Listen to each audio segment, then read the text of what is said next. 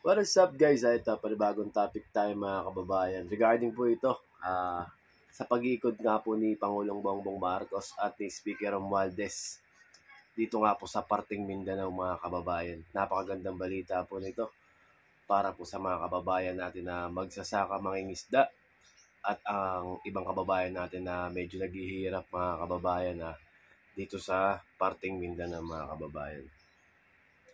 At nagpapasalamat din po ako sa 167 na kabuuan ng membro ng Kamara, mga kababayan, na dumalo dito nga po sa nangyaring pagbibigay ng ayuda mga kababayan.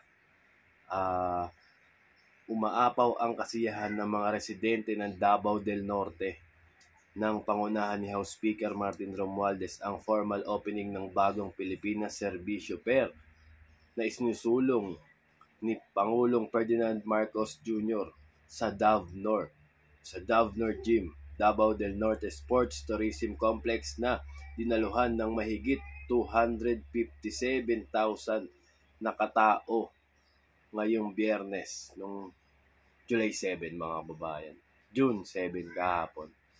So ayun mga kababayan, napakagandang balita po mga kababayan dahil po yung mga kababayan natin na mga magsasaka at mangingisda mga kababayan is hindi pinapabayaan ng ating gobyerno at nararamdaman nila na meron tayong gobyerno mga kababayan.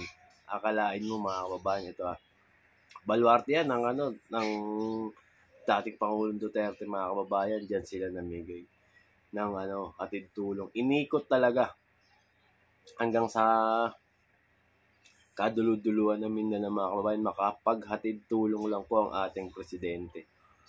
Ito pa mga kababayan yung mga lugar mga kababayan na pinuntahan ng Pangulong Marcos at Speaker Romualdez mga kababayan ito po sa loob ng 5 linggo mga kababayan, yung mga naikot nila mga kababayan: Zamboanga del Sur, Zamboanga del Norte, Zamboanga, Sibugay, General Santos, Sultan Kudarat, Sarangani, Cagayan de Oro, Misamis Oriental, Bukidnon, Iligan City, Lanao del Sur, Misamis Occidental, Tawi-Tawi, Maguindanao, Davao del Sur, Davao del Norte, Tagum, Tigos. Yun mga kababayan. At namigay tulong 10K o 10,000 bawat magsasaka, mangingisda at mga kapos at naghihirap na pamilya mga kababayan. Di ba napakagandang balita?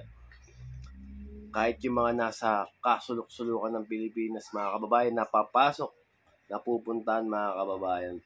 Ito pa mga kababayan a total of 250,000 Davao del Norte beneficiaries benefit from over 913 million worth of government services as well as cash, education, and livelihood assistance in the largest bagong Pilipinas Servisyo Fair of the Marcos administration held in Tagum City, Davao del Norte. So ayun mga kababayan, Speaker Ferdinand Martin G. Romualdez, who led a historic delegation of 167 members of the House of Representatives, Davao del Norte. Ayun nga yung sinabi ko kanina mga kababayan yung mga kongresista na sumusuporta, maraming salamat po sa inyo mga sir. Lubos ang ating galak sa dami ng mamamayan ng serbisyohan ng bagong Pilipinas Fair. Hatid ng mahal nating Pangulong Ferdinand Marcos Jr. sa Davao del Norte. Damang-dama ng ating mga mamamayan ang tulong at kalinga ng ating pamahalaan. Sabi nga po ni Speaker Martin Romualdez mga kababayan. Ito na po ang pinakamalaking service caravan sa dami ng benepisyaryong natulungan. Halos 220,000 na ang ating naserbisyohan at nabigyan ng tulong pinansyal. Ay mga kababayan, patunay lang yan mga kababayan na si Pangulong Bongbong Marcos ay talagang mahal ang bawat mamamayang Pilipino mga kababayan. Ayun mga kababayan, grabe naman po. Ano po ang masasabi nyo dito mga kababayan sa ginawa po na pag-iikot mga kababayan ni Pangulong Marcos at ni Speaker Romualdez upang maghatid tulong sa mga kapos nating mga kababayan, lalo na yung mga ating magsasaka. Alam naman natin hirap nila mangingisda, mga kababayan.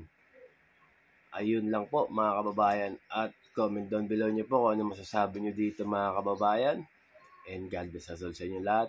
Thank you po.